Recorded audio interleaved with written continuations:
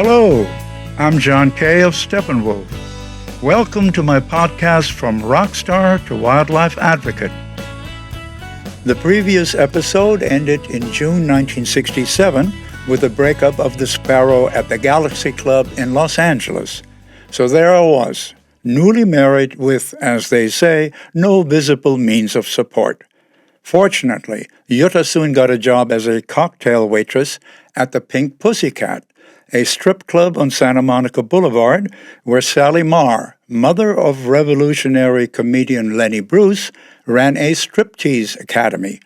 The money Jutta brought in paid the rent for a tiny apartment above a double garage on Fountain Avenue. The few remaining dollars we spent on supersized economy packs of spaghetti. While dining, if I can call it that, on a heap of noodles, I thought about applying for a job as a songwriter at one of LA's music publishing companies. My friend Morgan Cavett, with whom I had written a song titled A Girl I Knew, that later appeared on the first Steppenwolf LP, was also at loose ends, and so the two of us, me with guitar, Morgan with lyric sheets in hand, auditioned our songs at the offices of 2 or 3 publishing moguls, who were uniformly unimpressed with our efforts. Then, just as I was about to panic, Lady Luck arrived in the form of Jody, a friend of Jutta's from Toronto, who had moved in next door with her new husband, Gabriel Mekler. He was a record producer who, after hearing some live Sparrow tapes, said, "Why don't you put a new band together?" I immediately called ex-Sparrow drummer Jerry Edmonton and organist Goldie McJohn, both unemployed and living with their girlfriends, and Michael Monarch, the 17-year-old guitarist we had auditioned at the Galaxy Club just before the Sparrow broke up. All 3 were keen on forming a new band, so now we just needed a bass player to complete the lineup. At Wallach's Music City, a huge record store on Sunset Boulevard, we posted a bass player wanted note on the bulletin board. A good-looking fellow named Rushton showed up and played so well that he got the gig right away. We then set up some gear that Gabrielle had. Most of ours was in the Hawk Shop, in the garage below our tiny apartment, and started to rehearse some Sparrow songs and new material Gabrielle and I had written. It was summertime and unbearably hot in the garage, but opening the door for relief brought the LAPD more than once due to noise complaints. After being told the next time you make us come here, you'll be coming with us, we were highly motivated to find a new place, and we moved into a defunct cocktail lounge on Venice Boulevard to continue rehearsing. One afternoon, our drummer Jerry brought a cassette tape that his brother, ex-Sparrow guitarist Dennis Edmonton, had given him. On this tape was Dennis's newly written song, Born to be Wild. We listened to the recording, and I at least was not impressed, because the vocal and guitar parts were recorded at a very low level. The reason for this, I learned later, was that Dennis, who was pursuing a solo career and had changed his name to Mars Bonfire, was living in a rooming house where he couldn't make any noise.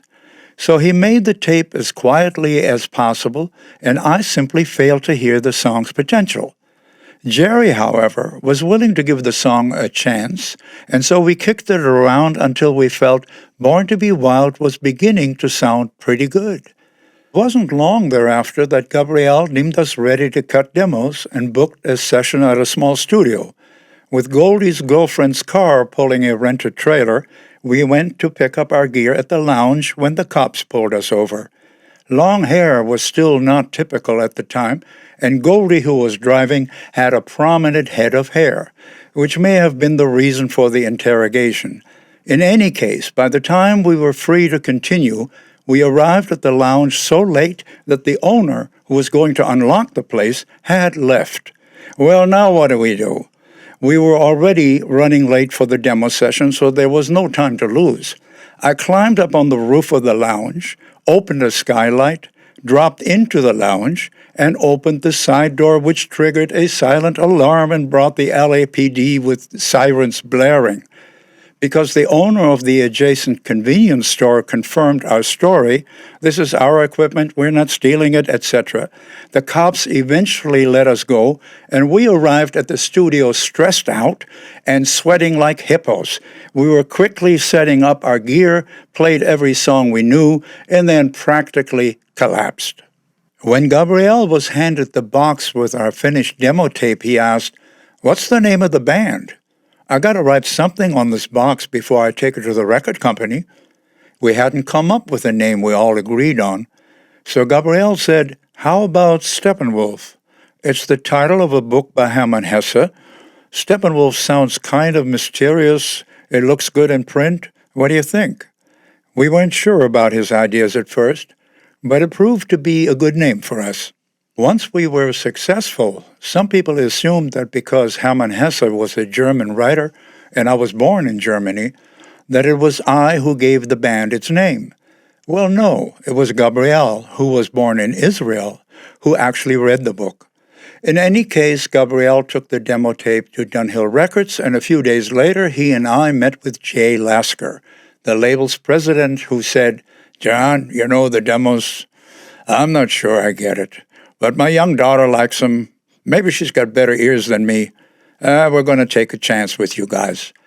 We had no money for a lawyer and also no manager, so we pretty well signed what they put in front of us, although they did give us a $1,500 advance so we could get our equipment out of the hawk shop.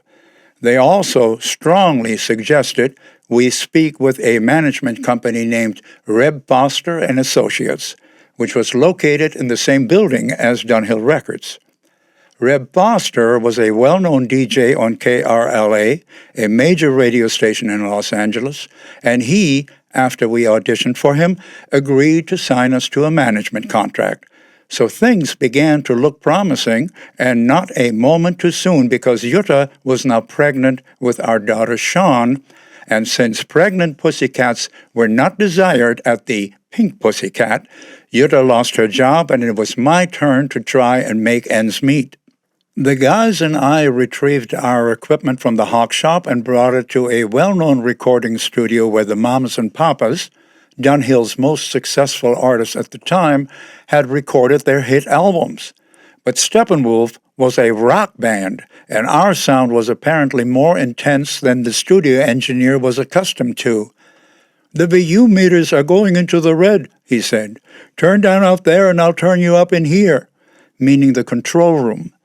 We didn't like this idea, but okay, let's give it a try. We laid down the basic track of a song and went into the control room to hear the result. What we heard was a loud playback of an anemic-sounding track with no punch. Days later, we had recorded 4 songs, each afflicted with the same uninspiring sound. We were very unhappy. Enter my friend Morgan Cavett with a demo disc of a singer he was producing named Judy Fine. His demo sounded better than our so-called masters. "Where did you cut this?" I asked. "At American Recorders," he replied. "The 2 guys there are really good engineers. The place used to be a Chinese restaurant, which they converted to a recording studio." After I mentioned this to Gabriel, he and Jerry Edmonton went to see the studio and said, "We're moving," when they returned.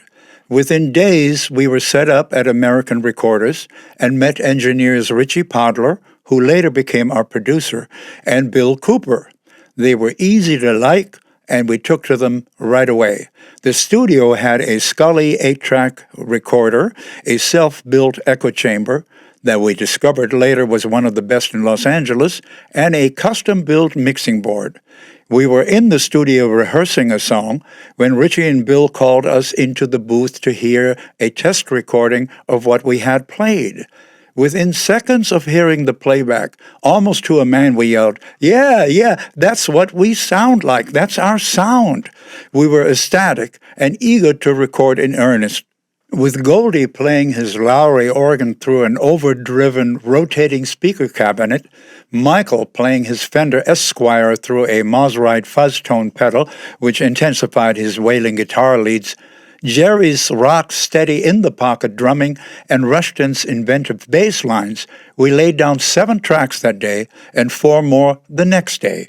On the third day, I sang the vocals for all 11 recorded songs, including The Pusher and Born to Be Wild, both of which later had a life of their own. On the fourth day, Richie and Bill, with Gabriel as producer, mixed all 11 songs. The entire album cost $9,000 to make and still sounds pretty good to this day. After Gabriel delivered the finished album to Dunhill, we had some time off, and Jerry Edmonton, his girlfriend, Jutta, and I thought we would give ourselves a treat and visit Disneyland. We drove down to Anaheim and got in line to buy tickets. When it was our turn, they said, "You can't come in because of your long hair." We said, "We're musicians and have union cards to prove it." But that wasn't good enough. Instead, they asked, "Are you members of the Screen Actors Guild?" We said we weren't, and why would that matter? And they replied that if our long hair was due to a film role we were playing as actors, then they would waive the restriction and let us in.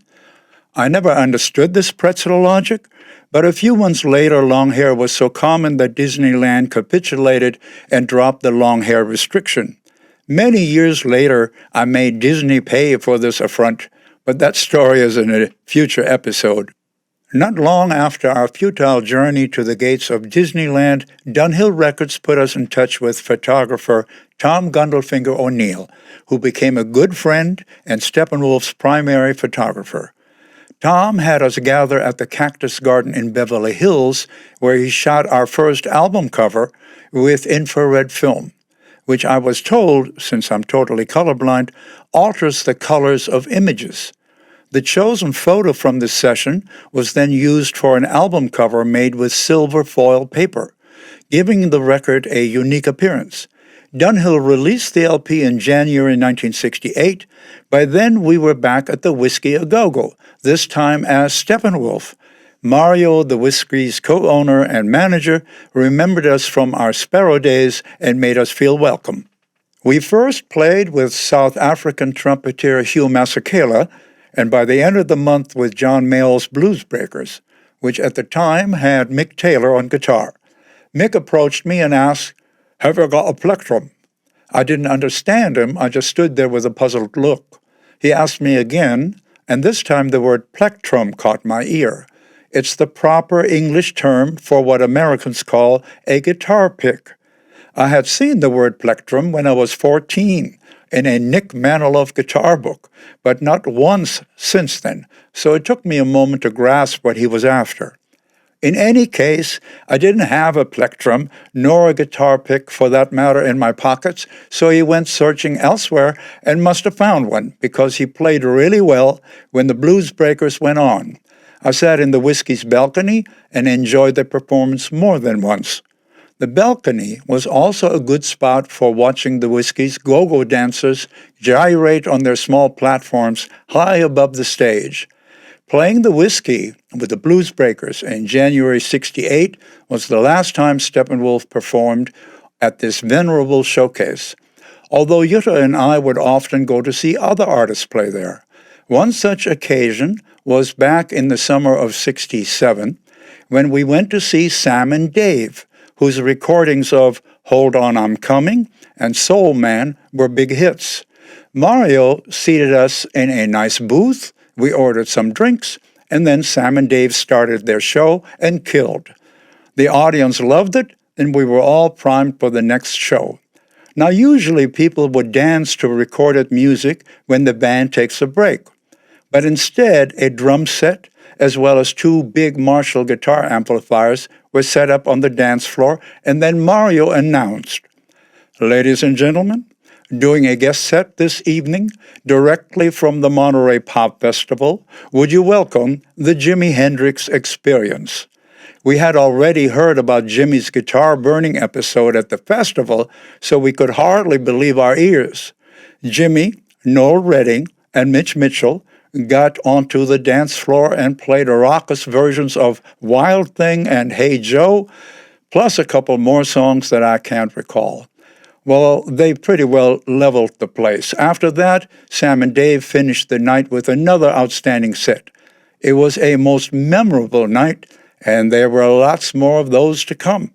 Following our album's release in January, Dunhill released the LP's lead-off track Sookie Sookie as a single. Jerry Edmonton and I were driving down Sunset Boulevard when Sookie Sookie Sookie Soo came on KHJ, the number one AM radio station in Los Angeles at the time. We both yelled, "Hey, that's us!" and Jerry almost ran off the road. To hear ourselves for the first time on the radio was truly thrilling. Another thrill later that month was playing with Cream, Eric Clapton, Jack Bruce, and Ginger Baker at the Santa Monica Civic Auditorium. Cream was one of the first supergroups, while we were still a baby band, so to play with the big boys was a big deal. Meanwhile, Sookie Sookie was gaining airplay on both coasts. To give the single an extra boost, Dunhill had us mime the song in a promotional film clip. But when the black stations discovered we weren't black, they quit playing it, and the southern white stations weren't sure what all this "let it hang out baby" was about, and what is a Sookie anyway, so they wouldn't play the single, and it soon lost steam and died. Still, our albums were getting airplay on the new underground FM stations, such as KPPC, which was broadcasting out of a church basement in Pasadena, and KMPX in San Francisco. These and other FM stations all across the U.S. would often play an entire side or even both sides of an album, and our LP was moving up the national charts as a result of this new free-form radio format. Now, to publicize their artists' new album releases, record companies were paying for giant billboards up and down the Sunset Strip, where young people cruised and went to the clubs, and Dunhill decided to spring for a Steppenwolf billboard. They asked us to climb up onto the billboard's footing and pose for a photo when a convertible pulled up and the woman driver asked, "What are you guys doing up there?" That woman was well-known singer and recording artist Dionne Warwick. We chatted briefly before she drove off to parts unknown. Seeing Hollywood personalities on Sunset Boulevard was by no means unusual, but due to my limited vision, I often didn't recognize them. As our album kept moving up the charts, we played more and more dates. In March, with Eric Burdon and the Animals at the Valley Music Center, then with Quicksilver Messenger at the Cheetah in Pacific Ocean Park, followed by 3 days with Country Joe and the Fish at the Fillmore in San Francisco. On our second show day, Friday, March 29, our daughter Shawn was born in Los Angeles, and Gabriel, our friend and producer, brought Jutta and Shawn home to our tiny apartment on Saturday. I had received a call about the blessed event and told Bill Graham I was now a father, and he said, "So am I.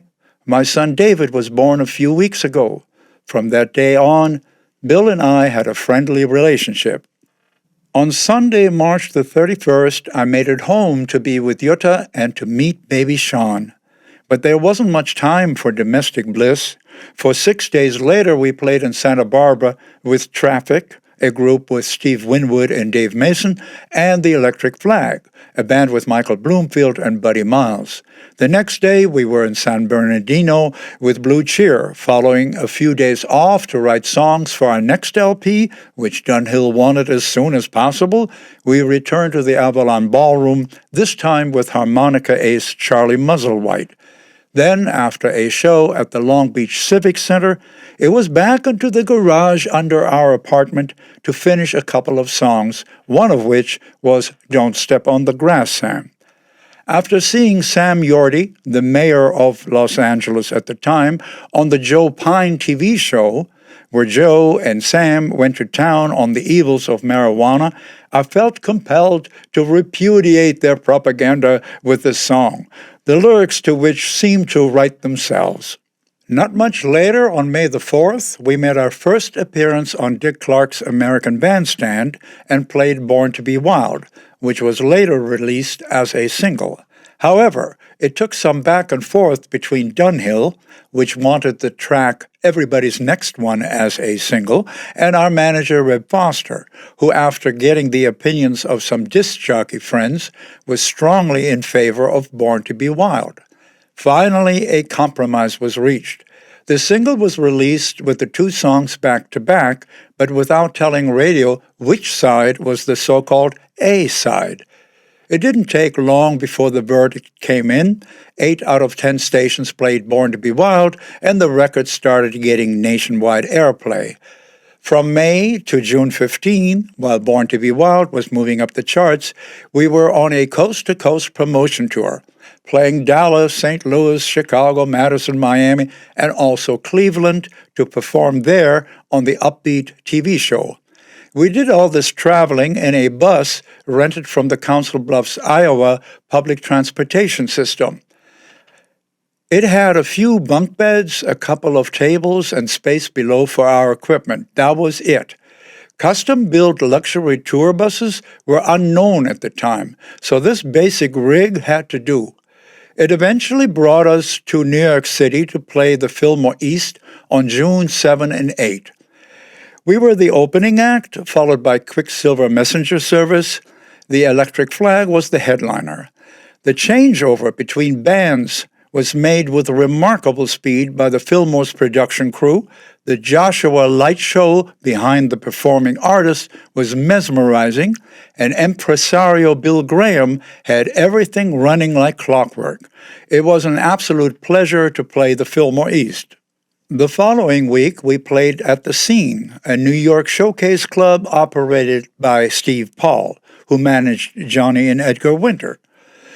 Our opening night at the club was the last night played by jazz pianist Mose Allison, whose version of The Seventh Son I was familiar with, and I enjoyed his performance.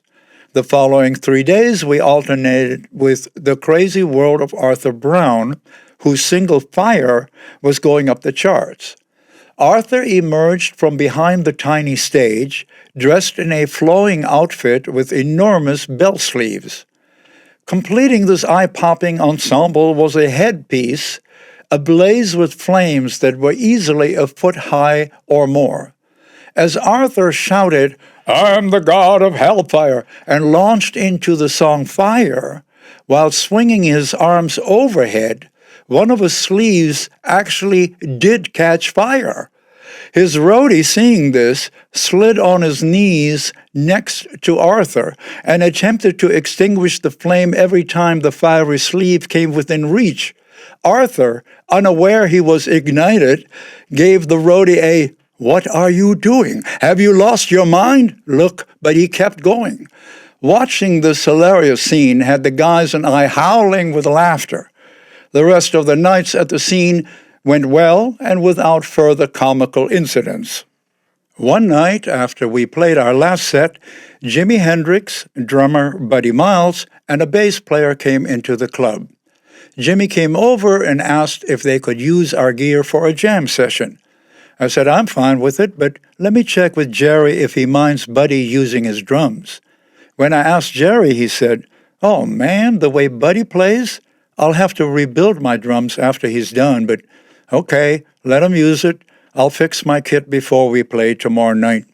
It was already very late and we wanted to get back to our hotel, so we didn't hear much of the jam session. But a few months later, I had a chance to get to know Jimmy a little better when he was in Los Angeles, our hometown, to which we returned after playing the Electric Factory in Philadelphia. It had been weeks since I saw Jutta and baby Shawn, who only had our friends and neighbors Jody and Gabriel Mekler for company in my absence. My mother, who was still working, visited when she could, but it was a difficult, solitary time for Jutta. I, in turn, found the husband, father, band leader, and primary songwriter balancing act hard to manage, particularly with the record company's pressure to deliver the next album. So after a couple of days of family life, it was back into the studio to complete our second album. We had recorded most of the songs for the LP, except for one or two still being worked on when Mars Bonfire came by to show us his newly written song, Faster Than the Speed of Life. It didn't strike me as a strong prospect, but Jerry liked it well enough to sing the lead on it. Jerry also sang the co-lead vocal on Don't Step on the Grass, Sam, which became a favorite of mine. Then, during a break, Rushton started playing his bum bum dum dum bum bum dum dum bass riff. He had tried this riff before doing sound checks, but this time Mars joined him on guitar and played the perfect chords to complement the riff. Then Goldie, who by now had a Hammond B3 organ, jumped in to add his keyboard part. This combination sounded so good that Ritchie very excitedly yelled, "Keep it going, we're cutting it." After the jam was recorded, I asked Bill Cooper for a cassette copy because I had an idea I wanted to try. When I got home, I smoked a joint and played the cassette on the large stereo system Jutta and I had just purchased. No sooner did I hear the track coming out of the speakers when the words, "I like to dream," between my sound machine popped into my head. I finished the lyrics in 20 minutes and recorded the vocal the next day. Michael Monarch and I then overdubbed, the studio now had a 16-track machine, otherworldly guitar sounds during the instrumental groove section of the track. Bill, who was a master with a razor blade, then spliced a duplicate of the chorus to give the song a fade-out ending onto the end of the groove section. Great, but we still needed an intro for the track. Best as I recall, it was Bill once again who suggested splicing a section of the distorted guitar eruptions Michael and I had produced with our overdriven amplifiers as the intro. That did it. After we heard the finished record, we said, if this ain't a hit, we're in the wrong business. Well, a hit it certainly was. Released in September, it quickly followed Born to be Wild up the charts. The album, released soon thereafter, also did very well, and we were on a roll. But in July, after finishing the LP, we were on the road again. First, 3 nights with Creedence Clearwater at the old Fillmore Ballroom in San Francisco, and the next day at the Hollywood Bowl with the Doors. That day was a bit hectic. After arriving from San Francisco and setting up our gear, we had a very short sound check because the Doors had to sound check as well. Because we didn't have our own sound man at this point, we were at the mercy of whoever was manning the house mixing board. Despite all that, I think we played a pretty good show that night. Then it was off to Sacramento to play the Sound Factory, followed by a gig in Lake Tahoe, where Jutta and I were thrown out of a casino after winning a small jackpot. They didn't mind us winning. It was my long hair that was deemed inadmissible. Ah, the wonderful 1960s. After Tahoe, we really swung into full gear. First to Portland, then to Seattle, next to Long Beach to appear on the Steve Allen TV show. Steve was not only the original host of The Tonight Show, but also a fine musician and composer with a great sense of humor. Who could forget his familiar schmack, schmack bird call? We hit it off with Steve, and we had a lot of fun working with him. Next came our appearance at the first Newport Pop Festival in Costa Mesa, California, which drew 100,000 people, the largest crowd we had played for at this point. I must confess that receiving a loud, approving response from this many music fans was quite exhilarating. We also enjoyed mingling with and hearing other artists on the bill, like Buddy Miles, the James Cotton Blues Band, and Canned Heat. Following the festival, we made our first appearance on Hugh Heffner's Playboy After Dark syndicated TV show. What makes that show unique, aside from having diverse musical guests like Pete Seeger and Buffy St. Marie, who were practically blacklisted on regular network television, was being able to play our music live. Most TV shows insisted that artists just lip-sync to their recordings. Hugh Heffner and I briefly chatted, and then we played 3 songs, Sookie Sookie, Barry Rides Again, and Born to Be Wild. The sound engineers were top-notch, and we sounded pretty good. Also sounding good was the great Tony Bennett, who performed as well. Hearing him sing was a special highlight for me. Another memorable event occurred in late August when we played 3 nights with Santana and the Staple Singers at the Fillmore West, formerly the Carousel Ballroom in San Francisco. Mavis Staples is one of my all-time favorite singers, and when she said she liked my singing, well, that meant a lot to me, for I was still a little unsure about my vocal abilities. 3 days later, on September the 1st, we headlined at the Los Angeles Sports Arena with Three Dog Night, the Buddy Miles Express, and others, but the arena had terrible acoustics, and I don't recall having a great time. That notwithstanding, we were becoming more and more successful. Born to Be Wild was high on the charts, and our first album was also in the top 5. Our label, Dunhill Records, went all out with a huge Steppenwolf billboard on Sunset Strip, and we were quite pleased with how things were going. But while 1968 was a great year for us, it was a tumultuous, alarming, and painful year for our country. In April, Dr. Martin Luther King was assassinated. Then, in June, Robert Kennedy was murdered. There were massive demonstrations against the war in Vietnam all across the U.S., and in August, the Democratic Convention in Chicago became a chaotic disaster, while outside, thousands of protesters waged bloody street battles with the Chicago police while shouting, "The whole world is watching." During all this, we played our music to our peers from coast to coast and felt lucky that we were not headed to Vietnam, where so many young guys like us were fighting to stay alive. So when we flew to Honolulu in September to play a couple of nights at the Civic Auditorium, we were glad to leave all that turmoil behind us for a while.